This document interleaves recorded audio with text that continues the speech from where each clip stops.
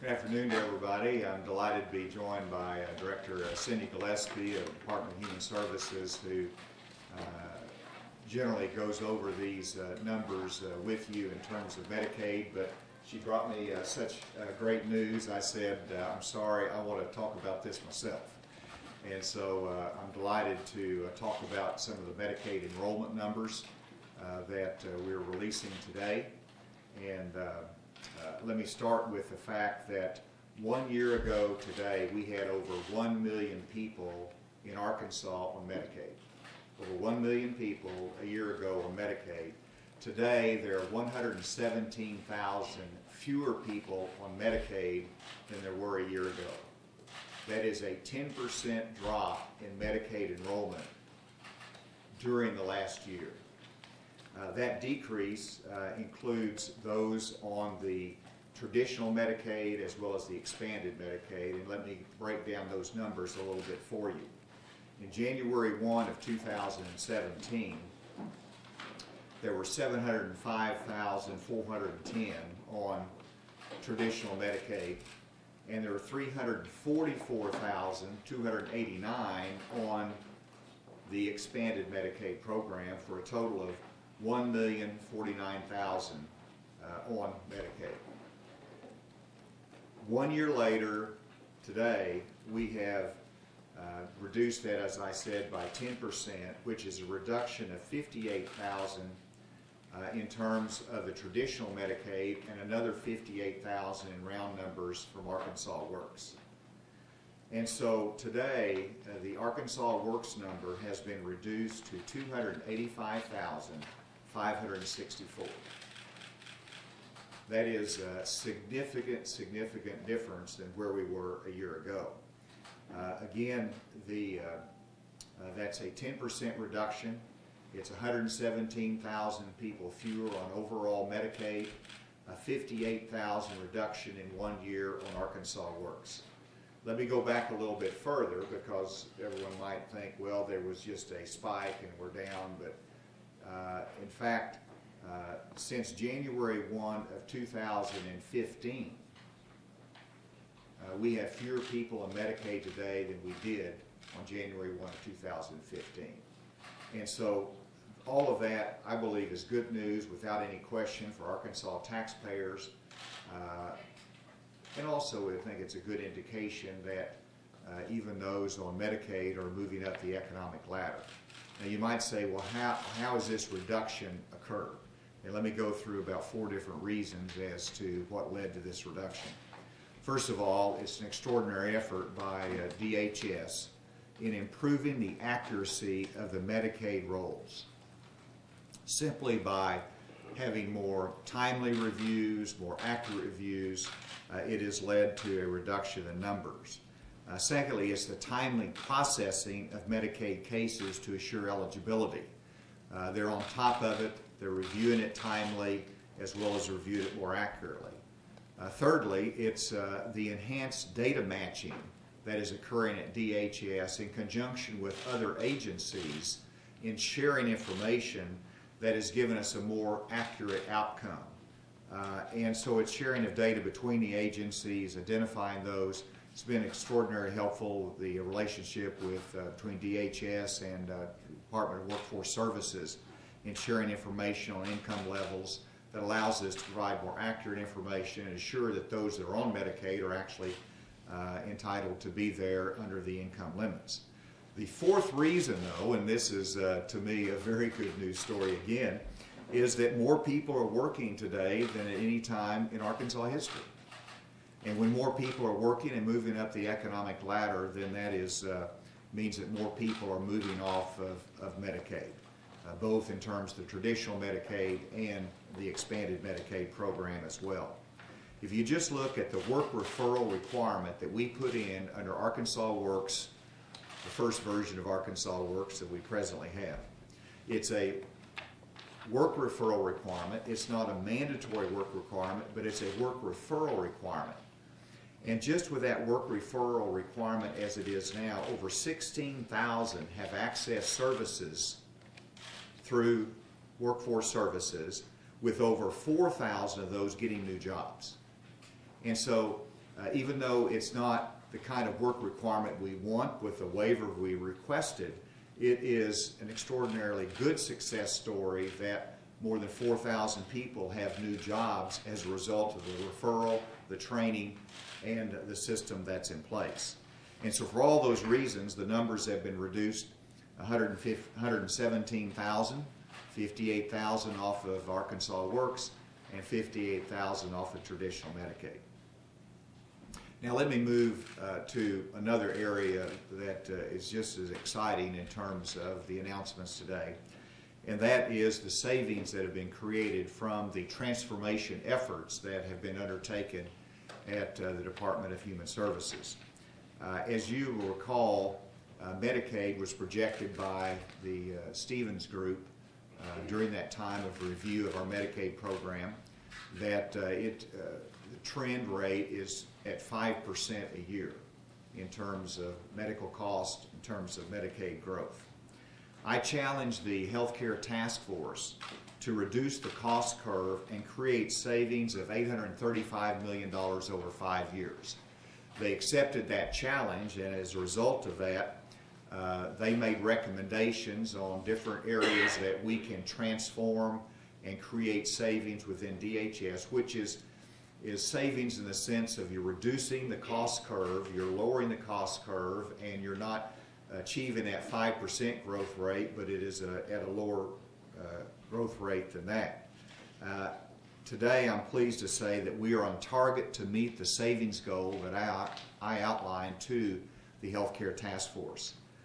In addition, because of what's happened, because of the reduced numbers that I outlined, DHS is now projecting that it will spend roughly $500 million less on Medicaid in FY19 than was anticipated last year having to be spent on our Medicaid program. As you recall, we have a biennium budget that outlines what is expected in FY19 that was presented to the legislature, and there was a significant growth trend that was expected in terms of Medicaid. That growth trend has been reduced even beyond the transformation efforts at DHS because of lower numbers, lower cost. What was expected, the biennium budget will be reduced by $500 million in the FY19 program. The original budget that I presented to the legislature for FY19 was $7.9 billion for Medicaid spending. $7.9 billion. DHS will reduce its budget request for Medicaid by $477.9 billion. Of this $477.9 million that will be reduced, $423 million of that is in federal funding. And so we're saving the federal government $423 million by reducing that cost curve.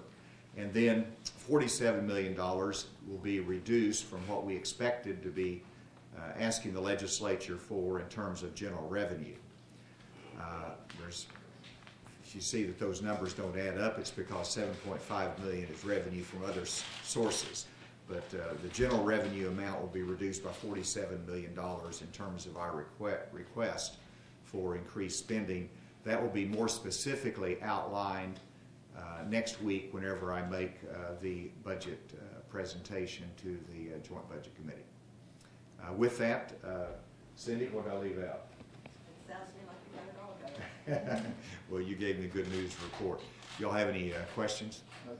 Governor, looking ahead to the fiscal session, given the vacancies in the Senate right now, how confident or concerned are you about getting the Medicaid appropriation through, about being a 3/4 vote, and are you looking at the possibility of a special session if the votes are there in the Senate? Well, we're going to have some discussions next week with legislators, but with this good news, with bending the cost curve, with rolling off 115,000 people from the Medicaid rolls, this is news that's, I think, will be well received by the legislature. It gives them confidence in the reform efforts that they initiated, that we're carrying out with the task force. And so they just want, they're rightfully concerned about the state budget numbers and the Medicaid growth, and this should give them a higher level of confidence, and that this trend will continue. Obviously, we're asking for a Medicaid waiver that will even add to the case that we make. But I'm still confident that we'll get our appropriation, even with a reduced number in the Senate. So I'll be talking to them next week, and because of these encouraging numbers, I expect a very positive response. Are you leaving open the possibility for a special session if you can't get the 3/4 vote? Everything's a possibility down the road, but I expect to get the 3/4 vote and plan on asking for that during the fiscal session. Is the state's matching requirement on FMAP increasing? Yes. Is that factored into this? Okay. Yeah, that's the FMAP changes, the state's participation because of the growing economy, because our per capita income's going up. That changes, and that impacts the amount of general revenue that we have to put into the mix. But even with all of that, it is still less than what we anticipated having to put in whenever we presented the biennium budget. Sid, why don't you come over here? You might have to answer some questions. So we can look at your general revenue projected budget on fiscal 19 and subtract 47 million in the grants category, and that will be your request? The request will be $47 million less than what was outlined in the biennium budget. Are you expecting to use the line item veto method that I think was used during the last session for the appropriation? Well, my recollection is the last time we had to vote for this in the last general session, it passed without any use of a line item veto. It was supported, and it was voted through. And so I think that's the new norm. Governor, where are we on the waiver request? The waiver request we expect to be granted. It'll be granted in Washington's time frame and not necessarily my time frame. So it's still under review. We've had regular consultations with them, but we're optimistic about it and just hopeful it'll come sooner rather than later. Cindy, do you have anything to add on that? Only that we are one of 8 states that have a request in for a work requirement. And so as each of the states has continued to add, this has become a major area of focus. So yeah, we're feeling very good about all of us getting our waivers. Has there been discussion about the about separating out the work requirement from the reduced eligibility threshold? Anything about them granting part of the waiver but not the other part? No. We presented a waiver that really had multiple parts to it, not just the work requirement and the reduction to 100% of FPL, but there are some other aspects to it we've pushed, and we believe that ought to be granted in its entirety, and that's what we're still striving for and expect to happen. Was the report by John Rummett, where you said that Washington's concerns that this will be too successful and that it will add to the federal government's cost, was that accurate? Was that what your thinking is? The conversation is accurate, that there is obviously a broader debate in Washington as to what this does to the whole federal Medicaid budget, what other states, how they respond to it. But whenever you look at the fact that this gives the Trump administration a win in the sense of giving a greater flexibility to the states, it saves the federal government a significant amount, I think it's over $400 billion in Medicaid spending, whenever it would put Arkansas in a position of being the first state to roll back the Medicaid expansion. This is certainly a win for the Trump administration, as well as being the right thing to do for the budget of Arkansas. So even though the discussions are broader, the principals have been supportive of the direction we're going, and we're still confident that this will be granted in due time. Have you shared this information with the Trump administration yet? The one you just gave us? No. We have not. Yeah, we have not. This will be continued good news from their budget standpoint, but this is, you're getting it first. Out of that $500 million that the appropriation request was reduced by, do you know how much came from, like, what areas of Medicaid that came from? Like, was it Arkansas Works or other areas? I could. We're reducing our projected spend. We're not reducing it by line item. We're reducing what we project that we're going to need in Medicaid revenues that we draw down. So we will reduce our spend we expect to reduce our spend by about $500 million, but it doesn't work out that you go in and do it line item by line item. It's because we're seeing the reduced enrollment, for one thing, right, is driving reduced utilization. It's driving reduced utilization, inpatient and outpatient. It's therefore also driving fewer people needing premiums on the Arkansas Works side. Our pharmacy trends are way down over where they had been. We have all these different areas with trends down. So you look at it and go, we clearly are not going to need to spend, nor could we spend that $500 million. We need to ask the governor if we can lower our spend projection. And this is not a circumstance in which the $500 million in reduced spending on Medicaid comes at the expense of Medicaid recipients. This is meeting their needs in a consistent fashion, but it is a matter of accurately controlling those that are eligible for Medicaid, making sure the system works for everybody, and that we also have a good growing economy, that people have moved off of Medicaid. So I would emphasize that this is not a reduction in Medicaid services. It is a transformation of Medicaid services to achieve some efficiencies, and then secondly, a reduction in the numbers that has been exploding our Medicaid budget.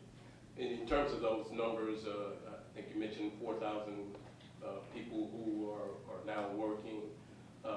Is that number continuing to trend upward?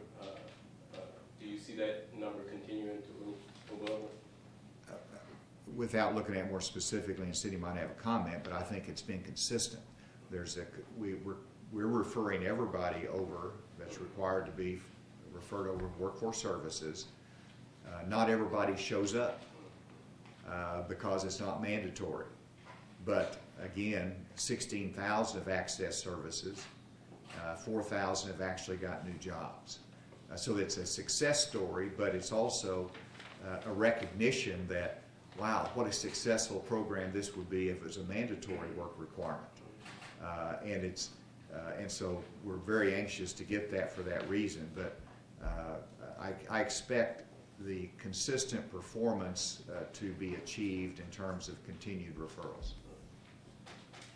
Do you have a sense of what proportion of the expected decrease in spending is resulting from lower enrollment and what is resulting from reduced costs, I guess, per enrollee?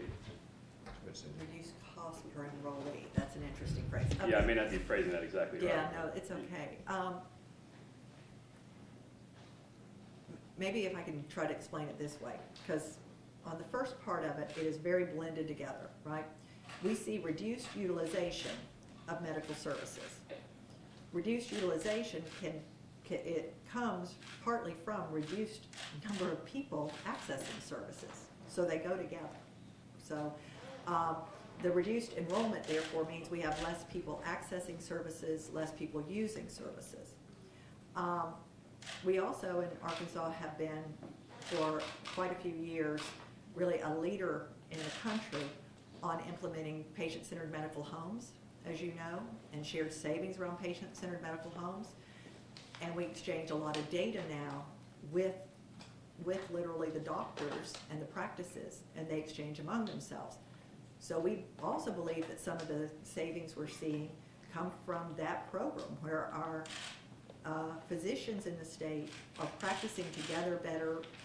That means that the patients are not misusing the services as much. I mean, there's so many factors that go into reduced utilization. So if that, I know that doesn't answer your question, but it's why we can't break it out, because there's so many factors causing it.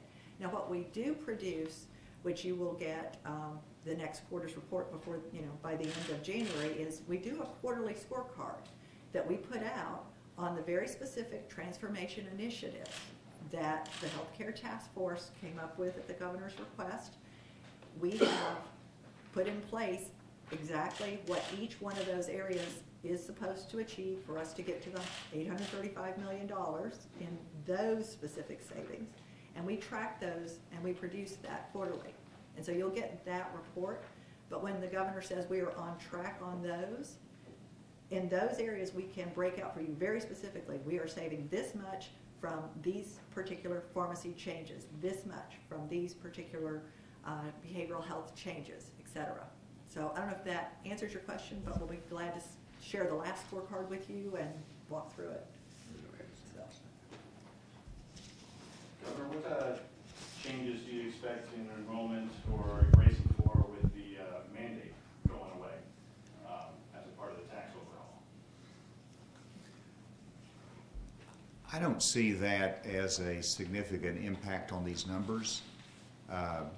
With the mandate going away, I think it could drive more people perhaps away from the exchange that make the decision just not to receive insurance or go without it. But that does not impact the Arkansas Works numbers or the traditional Medicaid numbers. I don't see an impact there. I think what you got to wait and see is whether there's any rise in uncompensated care and what this does to those that participate on the exchange.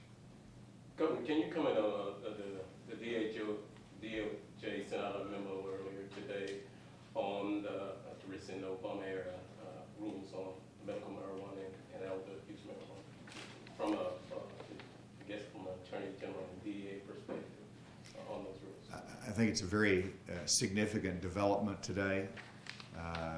The question is what he's going to replace that guidance with, whether there's going to be going back to the consistent federal enforcement against all illegal use of and trafficking in marijuana, or whether there's going to be any carve-out exception in federal enforcement policy. From an Arkansas perspective, there's two impacts that you've got to watch. One is whether they're going to distinguish in federal enforcement policy between medical marijuana enforcement and recreational use enforcement from a federal perspective. And then secondly, whether in the financial side of the memos, whether that's going to impact how we handle things in Arkansas. There's been an exception so that even though it was not recognized as legal conduct under federal law, they said you could go ahead and do certain banking transactions under certain requirements.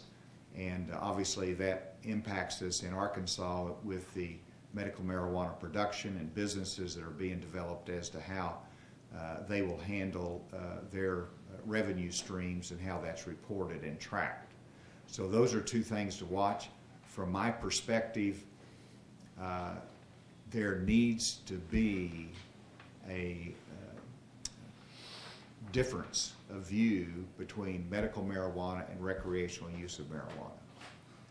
And if you look at where Senator Sessions, now Attorney General Sessions, may wind up on this issue, you should look at where President Trump has been. And President Trump has recognized medical marijuana as an appropriate exception to federal enforcement policy, but he has not said the same thing about recreational use. I do not want Arkansas to become a recreational use state. And people passed medical marijuana. They did not adopt recreational use, and I do not believe they would. And so I don't want to see that national trend working its way into Arkansas, and the federal enforcement policy is an important part of where we go as a country. You mentioned a carve-out, and then you said that there needs to be a difference in how we treat medical marijuana and recreational marijuana. Does that mean you are asking for a carve-out for states like Arkansas that have passed medical marijuana programs in terms of how the federal government enforces those laws? I'm going to leave my comment as to what I just said. You've been to Washington a couple of times, meeting with the president. What have you said? Has the topic of medical marijuana come up in your meeting with the president or with officials in Washington? No, I've known Jeff Sessions for 30 years. We were both U.S. attorneys together. I know him well, and the only surprise I have is it took him this long to get there. But it is still a little bit unknown as to where it goes from here. I may express my views to them, but we'll wait and see. Overall, your budget proposal next week, how much of a difference are we going to see in terms of increase in spending? What are going to be your biggest requests, your biggest changes you're going to be requesting next week? I'm looking forward to, what is it, next Tuesday, making a presentation, a joint budget, and I'll be outlining all of that then. So we'll keep a little news for that time. Governor, this is going to sound kind of tongue-in-cheek, but your DHS director has cost the state of Arkansas $500 million in federal funds. How does that, how do you make that up, or do you worry about making that up, or how does that affect things? It's cost us, it's saved us. Well, we're not going to be getting that money coming into the state. Oh, I got you. Medicaid stimulus, economic stimulus. Yeah, I think that's fine. Yeah, you're right. That's tongue in cheek, and I do get that now. No, this is, it's interesting, the debate in the legislature. While this is, saving a modest amount of state general revenue of $47 million, it's saving the federal government $423 million. And you're right, that's money that might not flow into Arkansas, but there's a significant, and I'm included in that. I'm concerned not just about state spending and overspending, but federal overspending as well. And so I think it's important for states to approach this responsibly. This reflects the fact that we are doing that, and that we don't just look at our savings, but federal government savings as well. That's part of the case we make to the Trump administration, is that if you give us the flexibility, we'll continue down this path of reform, transformation, and saving the taxpayers money. How accurate are these numbers? I'm sure some of the opponents of Medicaid expansion will probably scoff at the numbers, saying they're cooking the books before the fiscal session, before the budget hearings. How accurate are these numbers? Well, they're very. Can we send legislative audit over there? They get the same numbers? Send them over. Send them over. I have confidence in them, and because we're basing a budget on these numbers. I mean, it's if I was wanting to pull things out of thin air, I would increase that from $47 million in general revenue savings to $100 million in general revenue savings, because it looks better. Right. But these are honest numbers that we're basing a budget on, because we got to live by that budget. And so I have full confidence in it, and we're revising the budget accordingly. And I think you'll see some additional change. I know you'll see some additional changes next week as well that will reflect some good news, but very conservative budgeting as we approach the FY19 budget year. All right, y'all are terrific for giving me a chance to showcase these numbers. Separate the two stories, Wes. I don't want to step on them. Steve, don't make that one. Thank you all.